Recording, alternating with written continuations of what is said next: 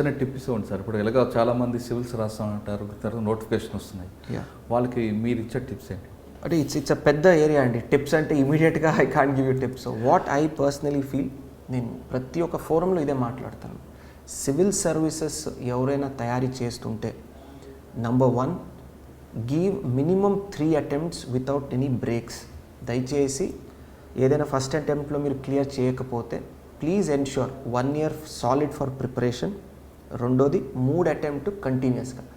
UPSC is an examination of perseverance, అంటే ఆగకుండా కృషి చేస్తూ కంటిన్యూస్గా దాని మీదే పట్టు సాధించాలని ఒక ఉద్దేశంతో ముందుకెళ్ళాలి. So minimum 3 attempts and 1 year of good solid preparation. That is point number 1. రెండోది, పర్సనాలిటీ రౌండెడ్గా ఉండాలి. ఆన్సర్ రాసినప్పుడు కూడా, మీరు ఎవరితోనే మాట్లాడినప్పుడు కూడా, you should have a very balanced personality and opinion. Extremities ఉండకూడదు. మూడోది, క్రాక్ చేయాలంటే most importantly according to me is the fact that whenever you prepare, stay focused. Diversions, distractions నుంచి దూరంగా ఉండండి. 1 year మీ సోషల్ మీడియా కానీ, friends కానీ, whatever is your distraction, దాన్ని సైడ్ పెట్టి ఫోకస్డ్గా హార్డ్ వర్క్ చేసి, if you have a good rounded personality, you will be easily able to crack this exam. Option ఏం తీసుకుంటే బెటర్ అంటారండి? ఇప్పుడు జనరల్గా పబ్లిక్ అడ్మిషన్ తీసుకోవచ్చా, లేదా హిస్టరీ?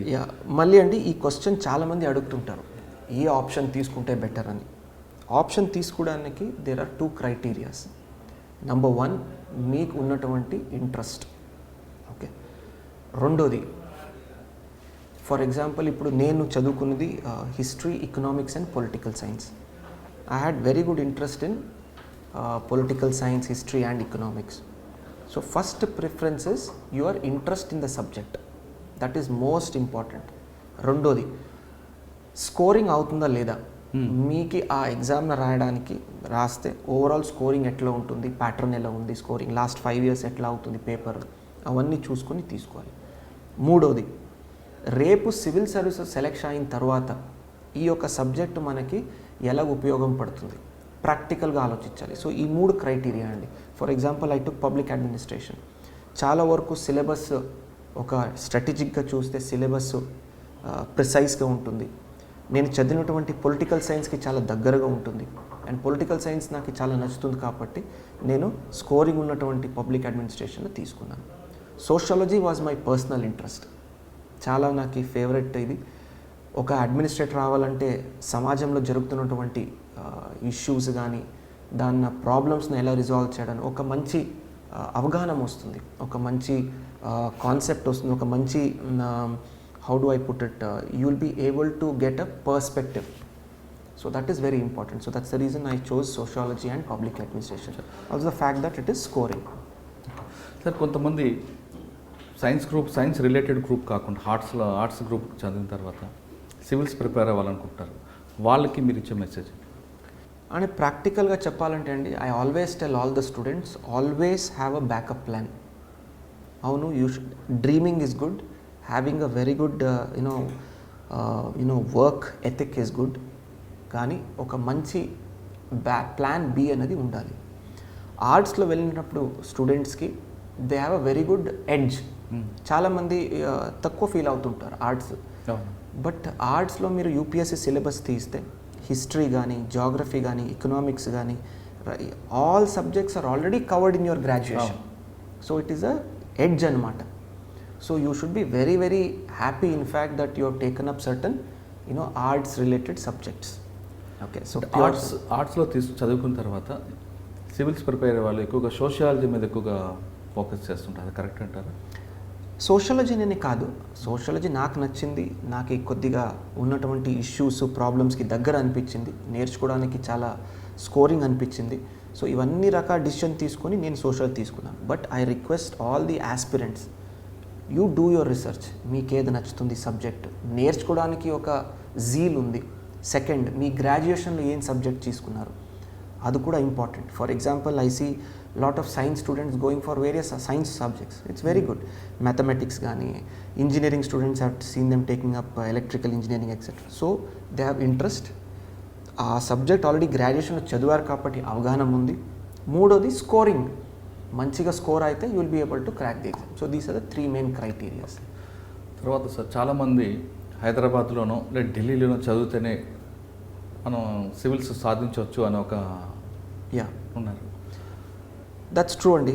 దయచేసి మరొకసారి ప్రతి ఒక్కరు ఈ ఇంటర్వ్యూ చూసిన వాళ్ళకి నేను చెప్తున్నాను, there is no requirement to go to Delhi or Hyderabad or any top cities to prepare.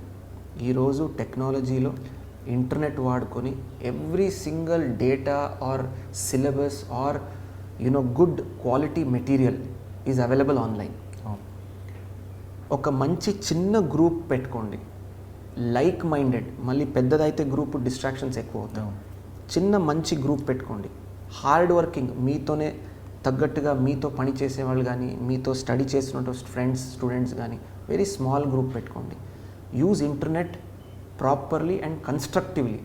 Okay, for example ఈరోజు ఢిల్లీకి వెళ్ళి తీసుకున్నటువంటి టెస్ట్ సిరీస్ ఈరోజు ఆన్లైన్లో ఇంట్లో కూర్చొని మనం టెస్ట్ సిరీస్ తీసుకోవచ్చు. అలాంటి సౌకర్యాలు ఈరోజు మనకి అవైలబుల్ ఉన్నాయి. మన మొబైలే మనకి చాలంటారు. Mobile is very good provide use it safely. So మళ్ళీ ఆ టెస్ట్ సిరీస్తో పాటు మళ్ళీ మీరు ఏదో ట్విట్టర్ ఫేస్బుక్ ఓపెన్ చేసుకుని కూర్చుంటే మళ్ళీ దాంట్లో టైం వేస్ట్. సో కరెక్ట్గా అందుకే చెప్పాను, కన్స్ట్రక్టివ్ యూటిలైజేషన్, కన్స్ట్రక్టివ్గా వాడుకోవడానికి. మీరు ఇగ్నైట్ ప్రోగ్రాంలో ఒక దగ్గర మీరు చెప్తున్నారు రెగ్యులర్గా ఇంగ్లీష్ పేపర్స్ న్యూస్ పేపర్స్ ఎక్కువగా చదివితే సివిల్స్ వాళ్ళకి మంచి యూజ్ అవుతుంది అంటే ఆ మెసేజ్ ఏ విధంగా మనం అర్థం చేసుకోవచ్చు? ఈరోజు చెప్తున్నానండి, one good quality newspaper is good enough. చాలామంది స్టూడెంట్స్ని చూశాను, గంటలు గంటలు పేపర్ చదివేస్తుంటారు. So it is number 1, it is good. మీ నాలెడ్జ్ ఇంప్రూవ్ అవుతుంది, ఇంగ్లీష్ మీద ఉన్నటువంటి పట్టు ఇంప్రూవ్ అవుతుంది, అన్నీ ఇట్స్ మంచిదని. కానీ ఉన్నటువంటి టైం ఫ్రేమ్ను మనం మైండ్లో పెట్టుకుంటే చాలా పెద్ద సిలబస్ లిమిటెడ్ టైం స్పాన్లో మనం తయారు చేయాలి. కాబట్టి one good quality news paper, making good notes out of it. ఉన్న ఒక పేపర్ తీసుకొని మంచి నోట్స్ తయారు చేసుకొని చదివితే చాలు. For example Hindu, it's a quality news paper which has balanced opinions. అది తీసుకుంటే చదివితే చాలు. So that is my suggestion and advice. Okay, మీరు చూస్తున్నారు ఐ డ్రీమ్ న్యూస్ని. Please subscribe. I dreams For more videos, subscribe. I dream. Please subscribe for more videos. I dream. I dream. For more videos, Subscribe, I dream. Please subscribe. Subscribe I dream channel. Do subscribe. I dream. I dream ఛానల్ని subscribe చేయండి. Do watch I dream.